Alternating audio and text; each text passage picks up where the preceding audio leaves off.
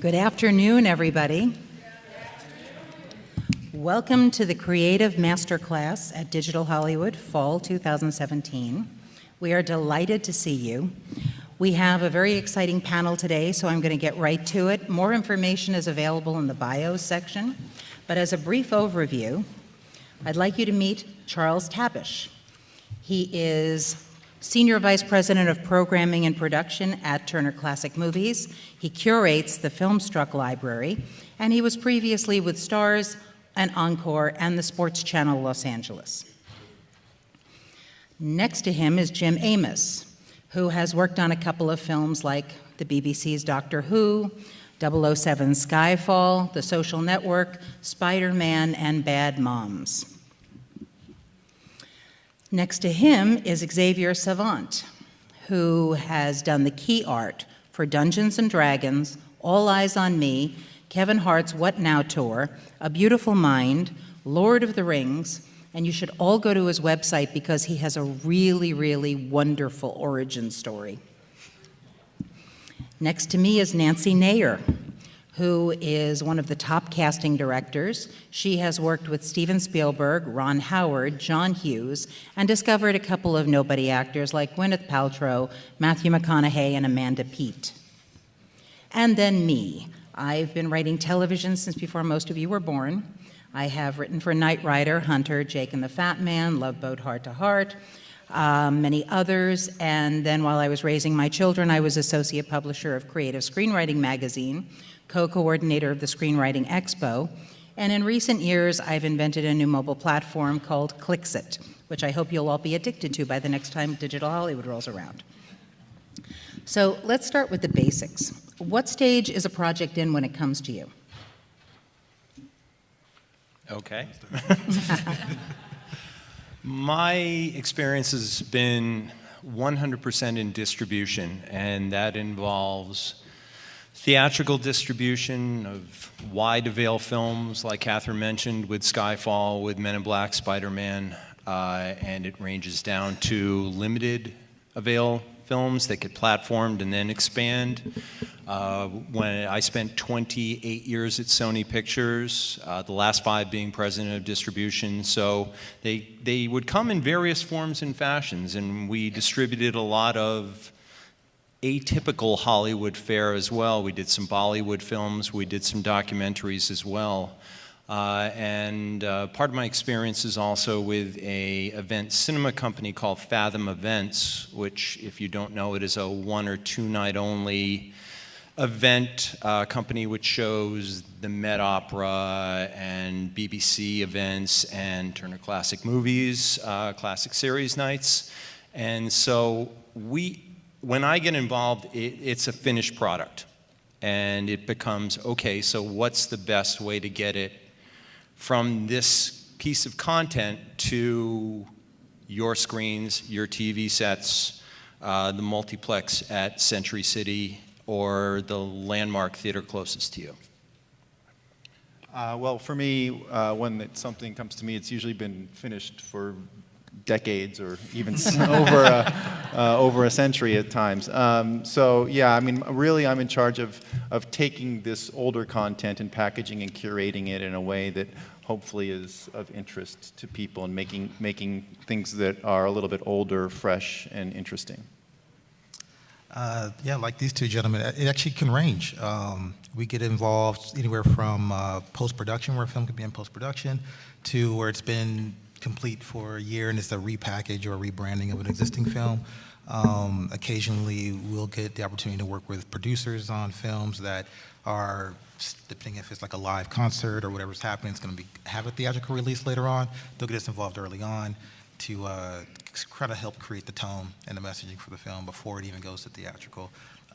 So it gets interesting depending on when they decide in the process to get involved, start thinking about how they want to package the look and feel of this piece to the public. So.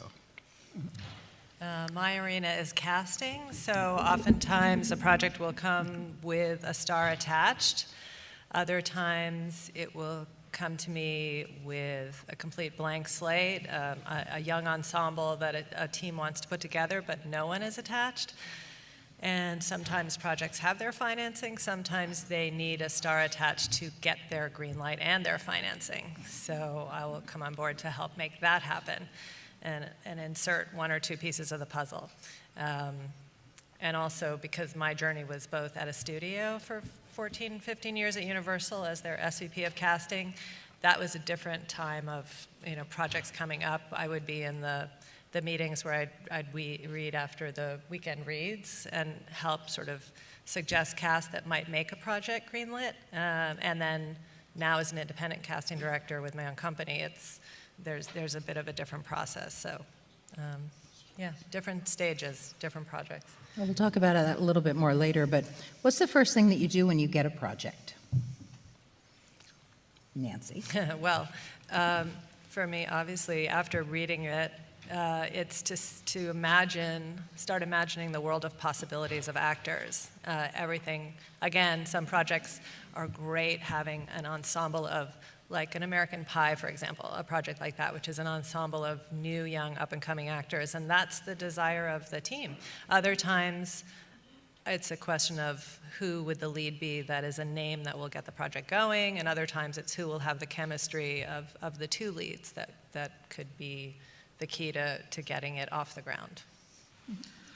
Well, hopefully I'm watching the movie or the project, or at least there's a script. In some cases, that's all they have is a script, and we're reading that.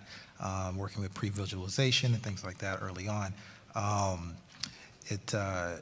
Sometimes it's a process of just meeting with the showrunners or the producers and so forth, and trying to get a vision of what they think this is going to look like and the best way to package this piece visually. So yeah, trying anything we can get information to do to put together like a creative brief or some sort of creative direction for the campaign usually helps. Mm-hmm. Well, yeah, we don't really look at it in terms of projects, I guess. I mean, what we do is we take films, generally speaking, from all the studios, from independent distributors, from international sources, and I think what we really try to do is because the studios specifically have so much money invested in their newer films and their more recent films, and they spend a lot of time, money, and effort on that, and yet we know that there's an incredible amount of wonderful content that they own, and I think we try to bring value to that content. We try to find a way to monetize basically this amazing content they own that they're not really paying attention to. Well, on our end, it's basically first speaking with the production and the marketing departments at the studios and trying to figure out what we have. Do we have a wide release film? What's the audience? What's the demographic? Is it going to appeal more for a middle of the country? Is it more coast-centric? So we tailor a distribution plan and strategy around basically what we think we have. And we don't try to jam a 4,000 location distribution plan down the throats of, perhaps 10 cities that would have no interest in this particular film. So, you could, when you have a Star Wars, when you have a Wonder Woman, those are easy. Those are take as many theaters, get as many screens in every theater, and away you go. And that's a 4-quadrant movie. When it's something a little more finite with what you have, or a little unknown as to what you have, you rely on a lot of the test screenings to see what people liked, what they didn't like, where it played well, where it didn't play well. And then it becomes, you put your years of experience in distribution to work to try to figure out what is the perfect release plan for that film. Okay, so on the next two questions, one is for Nancy and one is for the rest of you. And what I'd like you to do is answer it from the point of view of your role, not necessarily your individual clout or positioning in the industry, so that everyone can get an idea of what it is that you do. So, Nancy, how much influence does a casting director have on the initial creation of the project? I would say you know, a fair amount, but every dynamic is different on each project. Some producers and directors come with an absolute vision of who they want, how they want it, and then we fill a certain role in that situation. Other times they come and they share that they're completely open. They want my guidance or a casting director's guidance to help shape what the project should be. Sometimes, believe it or not, star-driven is not always best. There are certain projects where you can literally overcast them and put in actors that are distracting, you know, and that agents don't, and that agents may want you to cast them, but an audience will not find that particular actor in that story relatable, or, you know, it just is literally overcast. So those are early discussions that can help determine if something's going to be, you know, more higher platform for actors, or an interesting indie, like, for example, like one that I loved recently was Me, Earl, and the Dying Girl. Like a project like that is so beautiful. Like if you'd had too large a cast in it, they wouldn't have felt real. The people wouldn't have felt relatable. So I think those are the early discussions, and they do help shape the project. And for the rest of you fellas, how much influence do you have on the final delivery and marketing of the project? Well, I think that's, for my perspective, it's they bring us on to help facilitate that. So we usually do have a lot of input. Again, when we're working with distributors like Jim here, we would be teaming up with them, and they'll have perhaps their own in-house marketing team or something like that. And we really are just on the executional side trying to facilitate that vision. So what happens is that we'll start bringing visuals to a lot of things that exist on paper initially. And once they see those visuals, that will influence, oh, we should do this, or we can go this direction with it, and this will work on digital this direction, or motion we can cut the trailer a little differently, or the TV spot to coincide with the print marketing and so on. So from that regard, we definitely have a lot of influence in the end result of a campaign and how that's going to be presented to the public when they see that one sheet in the movie theater, or they see that trailer at home, which is usually their first exposure to a project.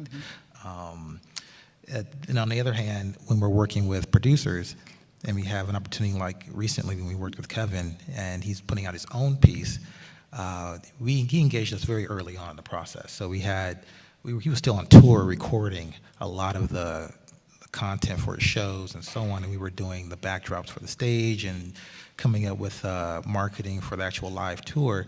That later influenced what they did for the theatrical release.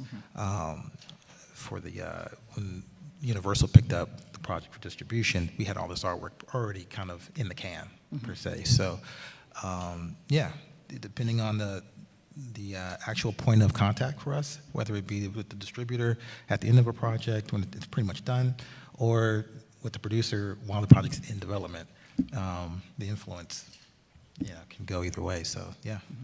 I want to skip Charlie for a second and go to Jim. How would you estimate the influence you have on a project? I've always been a firm believer that you can test all you want as a marketing department, but the best test with whether your materials are reaching your audience is from the people in the theater themselves. So when I was at Sony and when I was at STX, one of the things I made sure that our staff did was to always speak not only to the individual circuit buyers, but also to various theater managers, because what we think might be working for a certain demo might not be what they're hearing in their local theaters.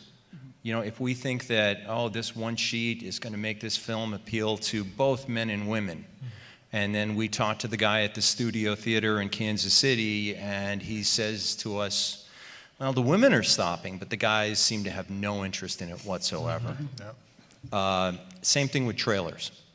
We'll always get a trailer reaction from circuits and also from individual theaters to say, boy, you could have heard a pin drop at the end of your trailer, or wow, there was a lot of buzz surrounding it. So you can test all you want, but these are moviegoers who are there to watch a movie, this is your core audience. So it's really super important. The other thing is that I think we kind of get, and I used this phrase before and I use it a lot, coast-centric.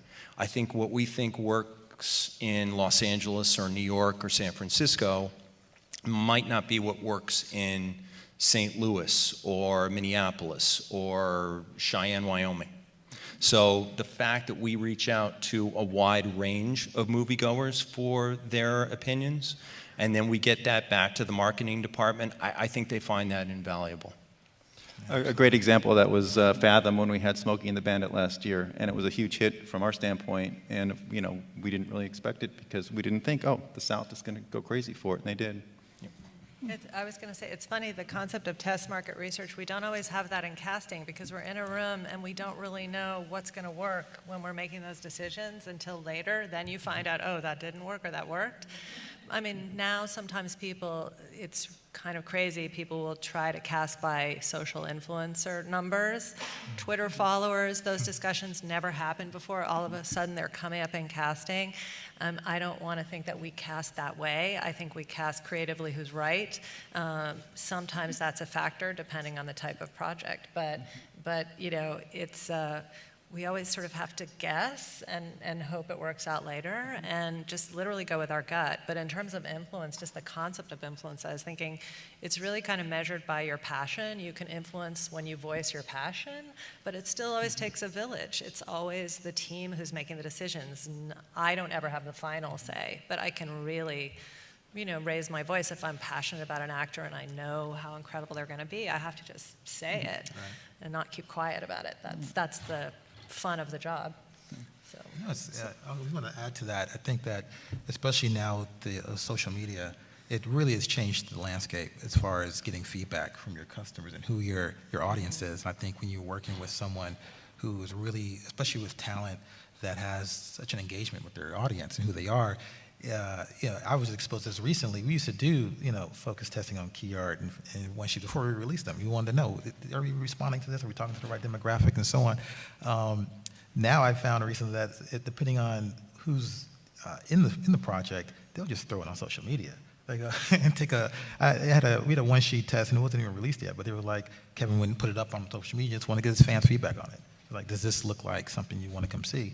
And instantly, you'll know if it's going to win or not, you know, without having to do the focus test. He's got 50 million followers, you know. So it's like, how do you say, well, my focus test with like 20 individuals in a room is more important than your 50 million that you can hit on your Instagram, like right then and there. So it's like, I'm in the meeting with the guy, and he's like, yeah, all right, it's getting a good response. You know, I mean, but it's like, you're sweating bullets. You're sitting there like, okay, well, if his fans are going like in on it, oh, that's horrible. And I'm sitting here, and I'm like, well, I was like, did that just happen? I think it's because if you go by a number of followers, you can maybe get attention to a project. But if let's say the actor or the celebrity, or whatever, is not creatively right and doesn't serve the spirit of the project, whatever it is, then they may show up for a minute and then they're going to go away really quickly. But if you cast who's right, then something will have longevity because you put the right piece of the puzzle together. We saw that last year with Bad Moms, because the four ladies in Bad Moms did an amazing job with social media, and they were relatable to the audience that we were going after. And they had fun with their social media, and they were engaged. It wasn't like we're talking about the number of followers. It's not quantity, it's quality. And you can have somebody with, 10 million followers, but it doesn't mean anything if if you can't hear a peep out of them, when a film opens. And how many times do we see the reasons for success of a film when we read Deadline Hollywood on that Sunday morning and they say, well, Ryan Gosling really got his followers going, or Emma Stone, or somebody. And we saw it, like I said, in spades with Bad Moms. It was a great example of that. Well, as a mother, I have never, ever seen a mother that was actually like Bad Moms. It was amazing. But, so, notice it's all women laughing. So, Charlie, you have the ultimate control over what you pull out of the library and put on. So how do you choose what you're going to influence and make into a featured film? Well, yeah, no. So, well, no, we don't make anything into a feature film, but I do No, take featured. Yeah, but yeah. So it really is just out of a love of film history, and there are an infinite ways you can look at film history, whether it be by director or by cinematographer or by theme, by genre, and it's amazing. In fact, one of the things next year that I want to do is the art of casting, and bring on casting directors to come and talk about classic Hollywood Music and to what. my ears. No, I mean, but that, So but sweet, that's, thank you. but to me, but that's a piece of film history that I think people don't Wow, yeah. necessarily think about very much. But it's an important part of filmmaking, and so it's actually kind of fun. Like, what are all these different angles that you can take with film history, and how can you present it? So, I guess there's no magic formula other than kind of trying to look and think about what goes into making a film and what makes these films interesting, and seeing what people respond to. So can you explain to us, what's the difference between what makes a film a classic or a cult favorite or just an old movie? Well, I will say, and I won't have a very satisfactory answer because I don't think there's a definition of classic. For us, it really is about the context. Both TCM and Filmstruck were very thematically programmed. There's never just a movie that plays. It plays because it's part of a theme we want to explore. So one example is if Katharine Hepburn's our star of the month, and obviously a classic actress, and you go back to her first films from the early 30s, and we want to play her entire career, and that would include her last film, which was in the early 90s, called Love Affair, which was not a very highly regarded film, but in the context of her career, showing her first films and showing her last films, it makes sense. So there's really not a definition of what falls into the classic category. It really is just about, does it fit this particular view of film history that we want to take a look at this particular time? Okay. Yeah, and I think that it's subjective to each person too, whether they find that something is a classic. I mean, something that Charlie finds is one of his favorite 5 films of all time, I may say, how can you possibly? It's too subjective to say, here's the definition of what a classic is. It was funny, I write a column for Celluloid Junkie every Monday, and I had mentioned, I had done an overview on Blade Runner 2049, and I had one of the comments back saying, yeah, I think it's going to turn out to be a cult classic. When I think of cult classics, I think of movies that haven't really done an awful lot of business, but get a lot of afterlife, you know, a Rocky Horror, you know, some of these other films. But I don't think of a cult classic as a film that opened to $32 million for the weekend. But it's all what you think and what you classify those films as. Yeah. Taste is massively subjective. Every time someone asks me my favorite film and I tell them, they're kind of like, that's so odd. But it's what we choose. Well, hold on, yeah. Tequila Sunrise. It's the one Robert Towne wrote and directed, and it's That's a love really triangle odd. between Mel Gibson, Kurt Russell, and Michelle Pfeiffer. I mean, come on, it's a chick flick. I get it, but all right. So, Nancy, how do you spot potential in a new talent? How do you look at someone like a young Gwyneth Paltrow and go, "Oh, she's going to happen"? Well, with Gwyneth Paltrow, I saw an article in Harper's Bazaar on famous mothers and daughters, and her mom was Blythe Danner, and she was at the time at Williamstown. She was 17. She was doing theater. She didn't live in Los Angeles. You know, it was just for me. It's an eye. I thought she had something special, and then we had her put herself on tape, and she definitely had something special. Recently, I cast an actress named Olivia Cook, who was in Me, Earl, and the Dying Girl, but before that I cast her in Ouija, and it was her first American film. And I had just seen tape, and I think that's how casting directors sort of stay doing what they're doing, is because enough of the time their eye in choosing is validated by success at the box office. I mean, Olivia had never done a U.S. film before, but I'd seen a little independent feature she did with Jared Harris in the UK, and I saw footage of it. I just thought she was amazing.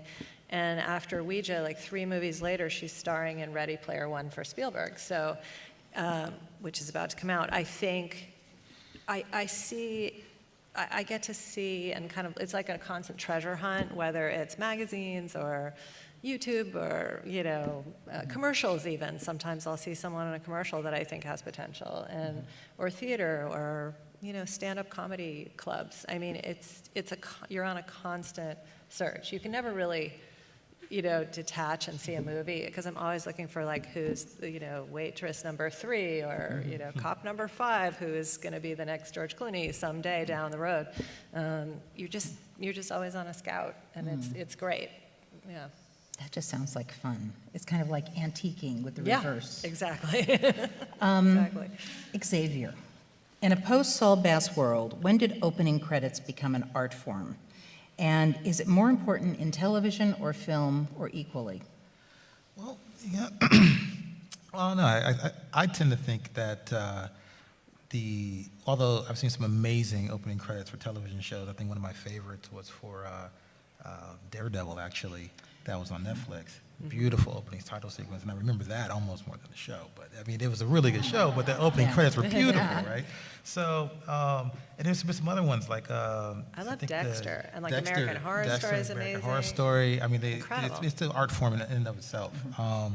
We recently had an opportunity to do an opening title sequence for a theatrical release, and it was in the vein of like a James Bond, and they were classic opening title sequences. I mean, their production on the opening title sequence rivals most small films. Yeah. I mean, it was amazing. So to try to do something like that on a lot smaller budget for a client and still hit that punch, I think they're important. I think it sets the tone for an audience in the theater before the movie even begins. And it kind of gets them in that mood. It gives them an emotional connection to what they're expecting to set forth on this journey. And I think that that's something that will continue to be a part of film and television shows, even more so, moving forward. So we're excited to actually be a part of that, and another outlet for creativity for our team. So it's great. Jim, there's this word in your title that I don't think anybody ever thinks is well-defined, so maybe you could take a crack at it. What exactly is the role of a consultant? Pass. No. When I left STX after leaving Sony, I decided that I wanted to do something in the film industry. Obviously, it's been in my blood. My parents were both in the industry. But I didn't specifically want to do distribution again. So I wanted to try to figure out what parts of the industry that I could lend 3 decades of experience to. And I felt the best way to do it would be as a consultant. And when you're a consultant, you can be brought in for any reason whatsoever. You could be brought in on a 6-month plan for a specific release, like I was with Screen Vision. It could be just a few-week engagement. And what you do is you try to guide people who don't have that specific experience to the right way to either distribute a film, get a product to the cinema market, how to market that product effectively to a moviegoer. So, where I was in distribution for 30 years, when you're in distribution, you don't just know distribution. You're part of marketing. You're part of, you hear about the casting. You know about ancillary as well. And so if you can bring a little bit to all of that, then that's where your value is. And in my case, that's what a consultant does. Charles, I'd like you to, because we've talked about curation, and most people don't understand actually what curation entails. So could you tell us about it, and do you have different kinds of strategies for different kinds of features that you're going to do? Like you talked about casting, you talked about Katharine Hepburn. Those are 2 different trajectories. Yeah, I don't know. I mean, every piece, every way we curate is different, but this maybe fundamental strategy is sort of the same, trying to find the films that fit within the theme that we want to explore. I think for us, it's just, it sets us apart. It demonstrates to the audience that we care about these movies as much as you do, because classic movie fans and film fans are really passionate, and I think they like knowing that there are people behind the scenes that are giving thought to what they're seeing. And I think for us, and we have this new streaming service, Filmstruck, and curation's so important to it because what Netflix and Amazon and Hulu have done have been amazing, but their curation is all computer generated. It's all based on, well, you watch this, we think you're going to like this, and ours is much more personal, and that's an intentional approach that we take, and we take that with TCM as well. That it's we just think there's a market for that. We think and our experience has been that that's been true. That people have appreciated that. That there's a thought process that goes on behind the scenes with a real human being who's really thinking in terms of what because you happen to love this movie or this kind of movie, that you'll be interested in this as well. So that's, I guess, the way we approach it, and we think that that's a really important, for us, a way to do it. Yeah, even though this whole event this year seems to be focused on artificial intelligence and AR and VR, that it is that human touch. And so I'd like you to then take it to the next level and put on your other hat and explain what you do in production once you've gotten that. Well, that's a really important part, because it's not enough just to show the films. It's also important to then have a bit of an explanation of why. So that's the piece of the puzzle. For a lot of TCM's history, it was Robert Osborne, who was our host, who would come on, and so he would be the one to say, Katharine Hepburn's our star of the month, here's early in her career, this is what her second movie after, giving that context. And over time, we've done more and more, bringing in experts, people to come in and talk about opening credit sequences, having somebody come on and talk about Saul Bass and his history. And that's the production side, and that's what we're doing on Filmstruck as well. So that you can't have, and some of the programming doesn't make sense unless you have that production experience as well. I mean, if we did the art of casting and we just played a bunch of movies, you wouldn't understand what casting had to do with those films. You need somebody there to explain it, and so that's the other side of the coin, and that's a really important part of it. Well then, Nancy, I'd like to talk about casting, because one of the fascinating things on your resume is that you've worked with some top directors. So how do you work with someone who's a name like Spielberg or Ron Howard, who when they walk in the room, every square inch is absorbed by their big personality? It's fun. Actually, years ago, I did a movie called 3 O'Clock High, and it was one of my earliest, and Spielberg was producing or executive producing, and Phil Giuano, the director, and I were supposed to present our choices for the school bully, and we had VHS tapes. We were summoned to Spielberg's office at Amblin to show our selection, and we were going to have to fast forward one through the other because there was no DVD at the time. And when we got there, Stephen was just finishing up his workout with his trainer, and he was kind of toweling off, and it was Jake Steinfeld, who was this famous trainer at the time. And he said, "Oh, Jake, listen, Phil and Nancy are here to help choose. Would you like to stay and help choose the high school bully?" And we're like, this was not what I expected. I was somehow thinking we were having an audience with the king, and we were just going to have the king by himself and not like the king's trainer. But it was fun because I think Spielberg was so inclusive, and he really loved, letting people have a voice. And in a way, that was our test market research. Like, he was like, "Do you think this guy's tough enough to be the bully, Jake?" So instead of Body by Jake, it was Bully by Jake? Exactly. So Jake had input. But it's fun. I mean, I think they all have such different personalities. At the time when that happened, I was very young and sort of awed by that office. And he was, I think the best directors don't make you feel like they're above you. They really make you feel included in all the process. And I think that's what makes them great.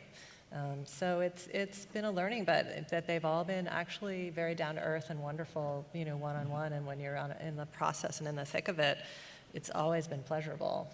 What about women directors? Have you worked with women directors? Yes, I worked, I'm working with one right now, Susie Unessi, who's lovely, and then I worked with, working with her on a project for Hulu, and which is a sort of a new version of Daphne and Velma from Scooby-Doo.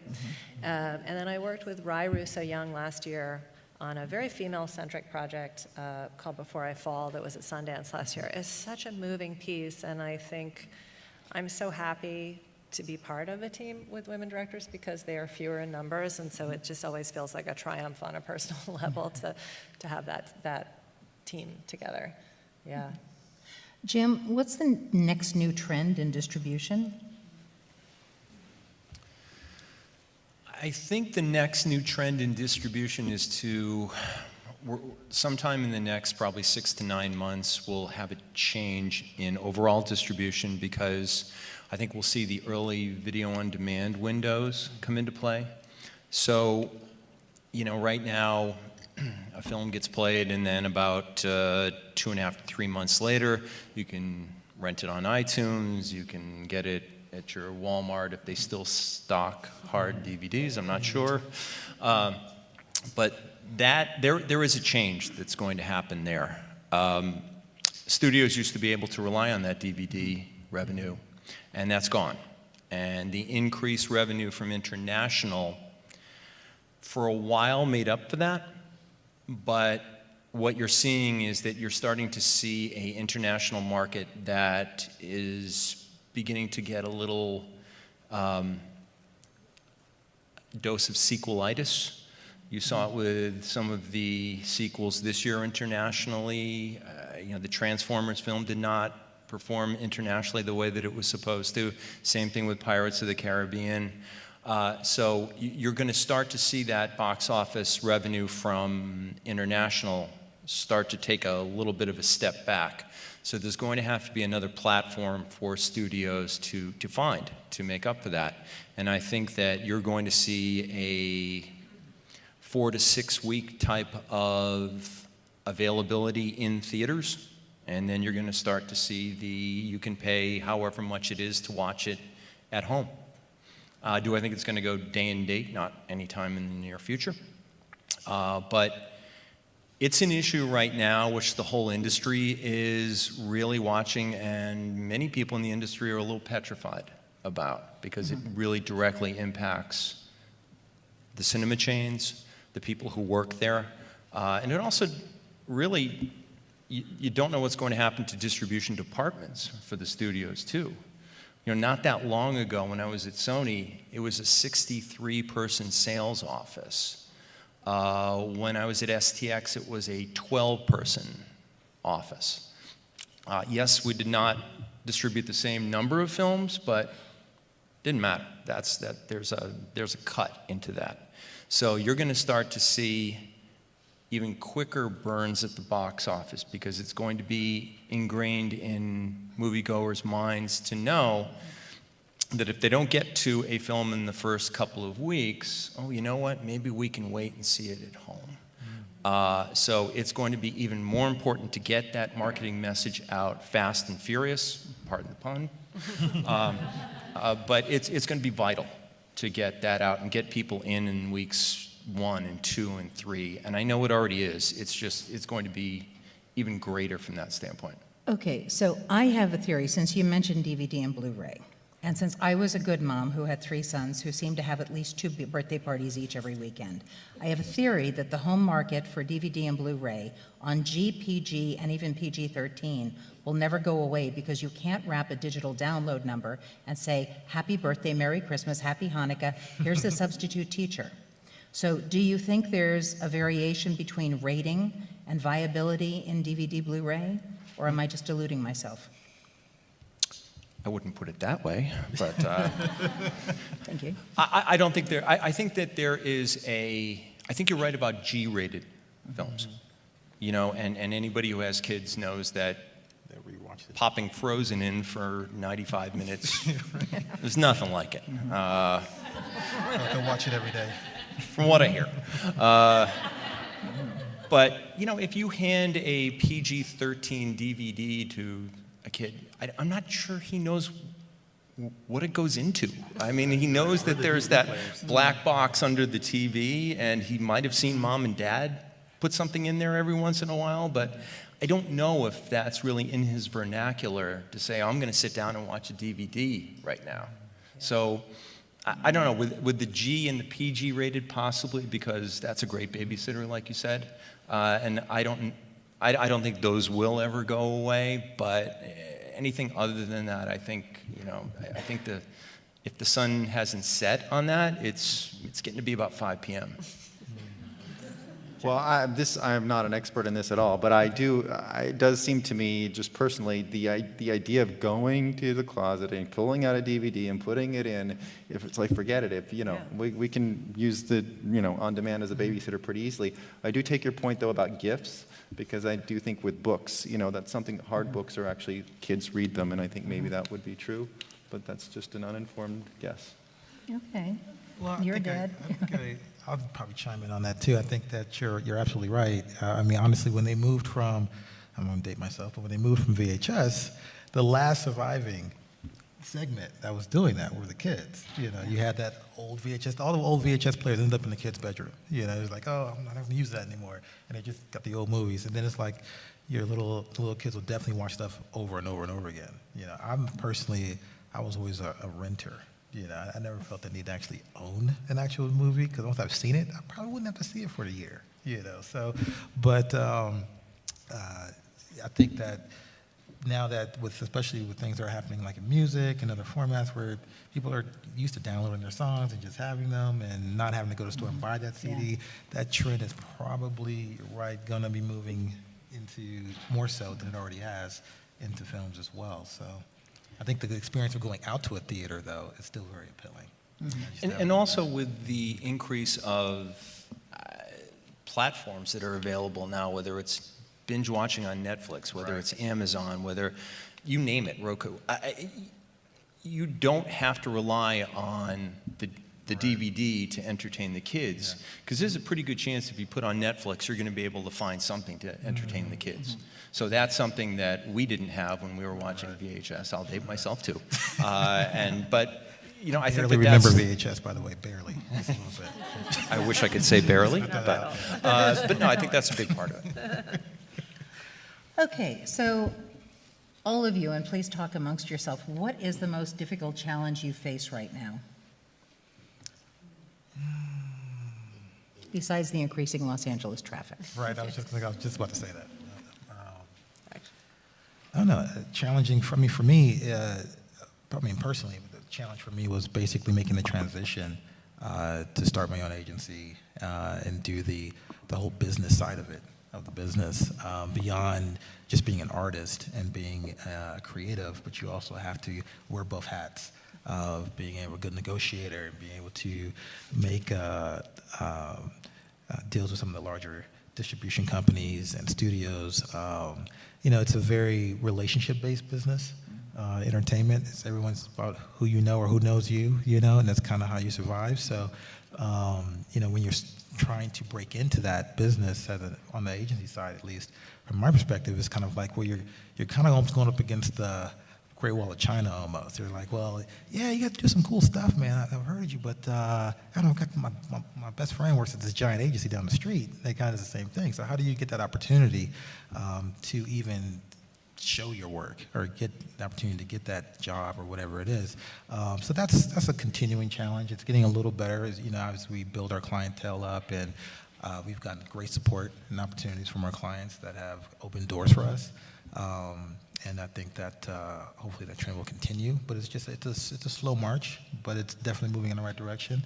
So that's probably for me one of the most challenging things. But coming out here and meeting guys like you, and getting connected with the community and so forth, definitely helps.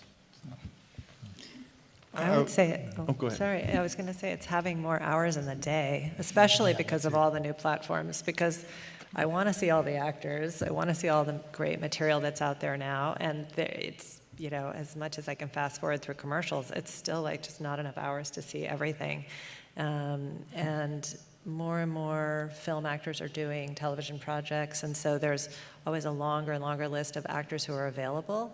So, I mean, who are not available because they're just constantly booked now because of all the platforms. So, my challenge is to discover new stars and you know, always fight for my projects to get the attention to my projects so that when there's a window or someone's attached to something, they fall out of something, I can just sort of be there waiting to grab them and put them in something exciting. So. Well, I think one of our biggest challenges is that cable is sort of an established industry, but it's in decline. But it's not going away, it's just in decline. So for TCM, as an example, it's still going to be a business that makes money, that makes a profit, but less of a profit. And we have to figure out ways to go into the digital space and get into the on-demand world and translate what we're doing successfully with TCM in this new world. And that is a whole new learning, and it's exciting and fun. But it's a challenge, and it's crowded, and there are new brands, and there are new people, and there are a whole bunch of people, and it's very democratic in a really great way. But that means that, you know, you really have to stand out, and that's a challenge, and it's a fun one. But let me ask you this, because I think we had this conversation when we first talked. Your channel is tailor-made for the Christian community. And they are huge because all of yours, there's no sex and profanity in 99% of these movies. They're clean, they're not swearing, so they fit into that safe category. Have you seen an effort to move in that direction? No, that's a really interesting question because, well, one, it is true, I think a lot of people perceive us as being safe. But over time, and as time has gone on, and a classic movie is now a 70s movie or an 80s movie, and then we do play them, and we play them because they're important parts of film history, and we get complaints when we do that. And so, but we still do it, and I think we've gotten to the point where our audience kind of understands and accepts that.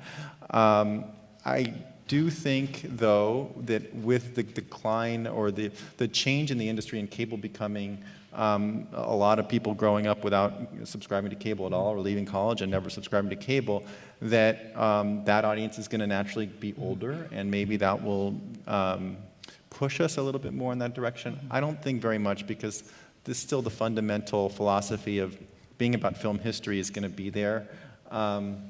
So we'll have to see, but it's conceivable that that audience will change. But I don't look at us as safe, even though a lot of other people do. That's interesting, because when I go speak at the National Religious Broadcasters Conference, Yes. and I showed my vintage credits up there from 1980, and they're all still watching them on TV. And I'm still getting the residuals, so I know they're still watching them. But I think this is a hugely untapped, unpioneered area for at least the GMPG. Yeah, no, I think there's a good, I mean, and I do think that when TCM first launched, that was a part of the marketing strategy, was to push it as safe and friendly and family friendly. And I think, though, there was a conscious decision to be a little more edgy, honestly. Yeah. Not even in the content of a lot of the films, but just in the approach. So maybe doing focus on a director like Hayao Miyazaki as an anime director, or doing something on, you know, trailblazing women and women directors, which by definition now, because the studio era had so few female directors, you're going to be showing more contemporary films. So so we've really tried to be more, I don't know, not focus on that part of what defines a classic movie, although that could change with time. Jim? I think one of the biggest challenges is to effectively keep up with all of the new technology that's going on in the industry, and trying to differentiate between something that's just a new technology and a new technology that's going to bring a new experience to watching movies. And I think there's a clear line there between the two, because I like to think that I'm up on almost every technology in the cinema and movie making part of this, but I probably know this much. And the problem is that, and you see this when you go to like a movie theater convention like a CinemaCon or a Show East, when you go to the trade show and you walk around, there's probably, I don't know, 500 booths of exhibitors. I don't think I recognize very many of them, which means that either it's technology for technology's sake and they can't find an audience, or they're brand new and they will, and you better be able to know that that's going to be somebody who's going to make a difference to people who go to see a movie in a movie theater.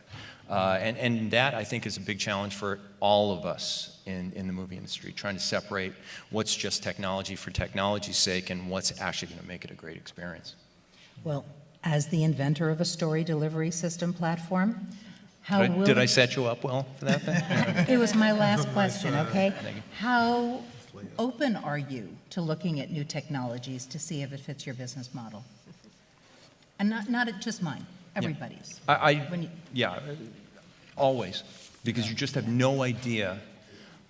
Something may sound kind of kooky, and then when they walk in and do a presentation for you, it's like, wow, that's fantastic. And then sometimes you'll just see something that you don't even need to come in. I'm on board.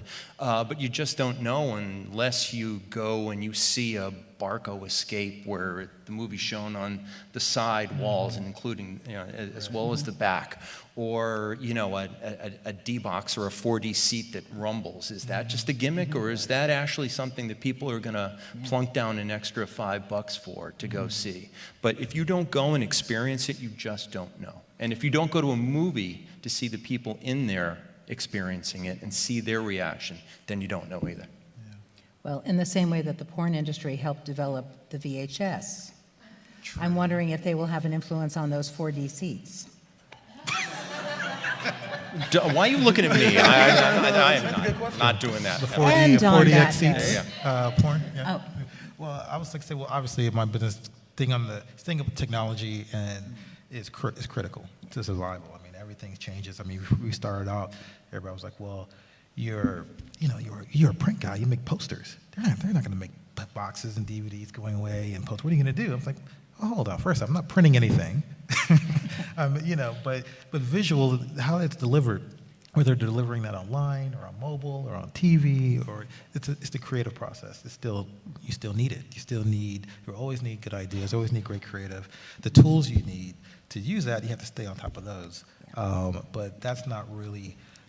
The tool should never get in the way of the idea, the thinking, which is what we pour in every project. I think that as far as the technology and movie going, in my opinion, I'm kind of a movie fan, and I take my movie going very seriously. You have to be in a quiet theater, there has to be the right seats, no kids, the whole nine. So, but as long as the experiences, especially with like the 4DX, which I think is very similar to what Universal's been doing in their theme parks for many years and things like that.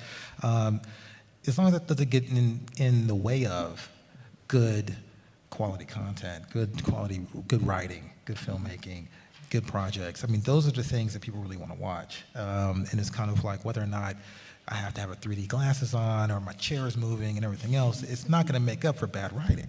It's not going to make up for something that's not shot right or whatever. So it's kind of like, it's really the focus of augmenting great creative, great content with some of these technology things and not letting the technology get in the way of it become a barrier. And I think that's kind of a struggle that's happened, just in my experience, even with like 3D or whatever. It was very exciting, and it's been around forever, but it works well for certain projects where it's integrated in the film as part of it. And then other projects are just like, God, it's giving me a headache. What am I got these glasses on for? So yeah, it's I think it's a challenge all the way around, even from the marketing creative to the content makers and distributors. So.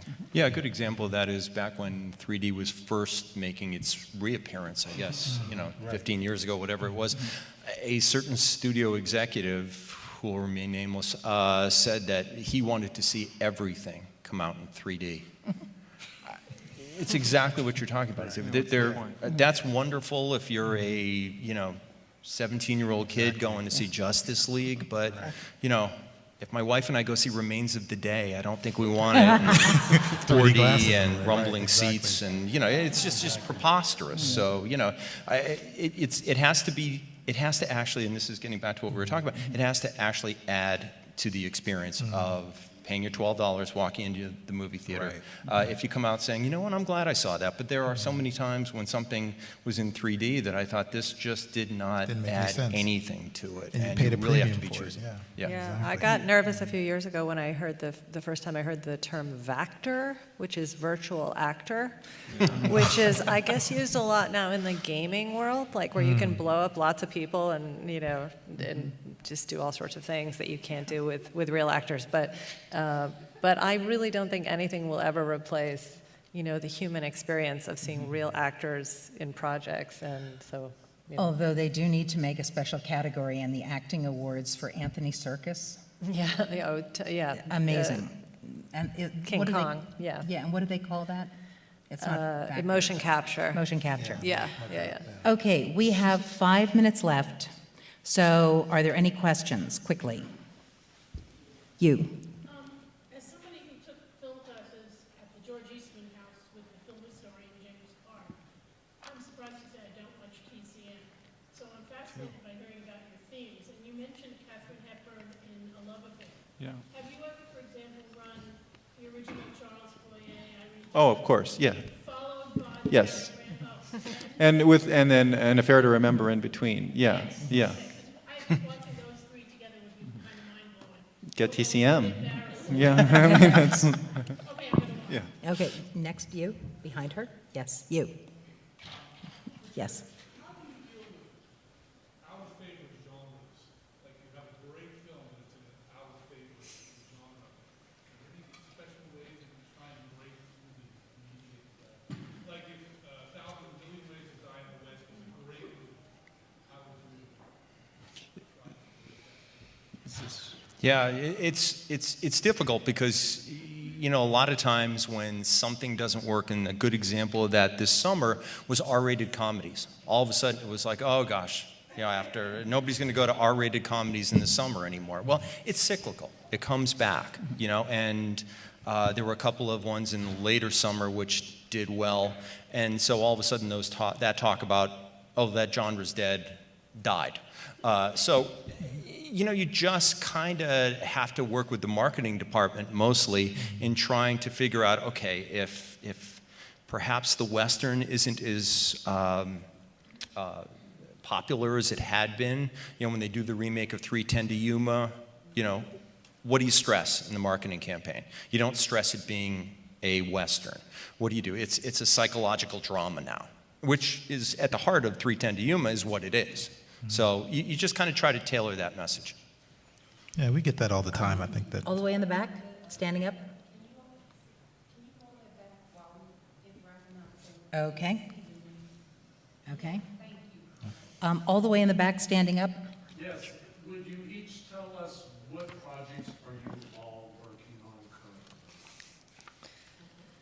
currently? In 30 seconds or less, because we're at the end of the trail here. I'm finishing up casting on Haunt, which is with Sierra Affinity. It's a kind of an interesting genre piece that Eli Roth is godparenting. Todd Garner, Mark Fasano, Josie Liang at Sierra Affinity, and these wonderful new writer-directors, Scott Beck and Brian Woods. They're not traditionally only genre writers. They have a project right now that Emily Blunt and John Krasinski are starring in called A Quiet Place, which is a very talked about script right now. So they're wonderful. We're having fun. We're sending our team off to Kentucky to start shooting October 23rd. So. we're currently teaming up with Heartbeat Digital again. Kevin Hart's going on tour. Hopefully, I'm not preemptively announcing that, but I think it's going to be announced this week anyway.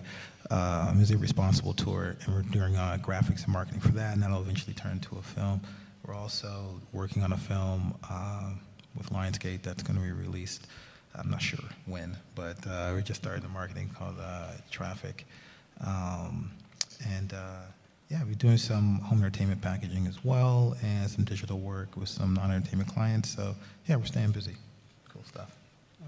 Really a lot of trying to acquire a lot more content for Filmstruck, a lot of combination of classic movies, international cinema, and sourcing and finding rare films, and also bringing more classic movies on to Filmstruck just to make it broader in terms of film history. I'm going to be the coy one in the group, and I'll just say that I'm working on something with an international company that's a very interesting idea for a new distribution platform, but I can't really talk too much about it because the virtual link isn't dry on the contract. So. And on that note, please say thank you to this wonderful panel.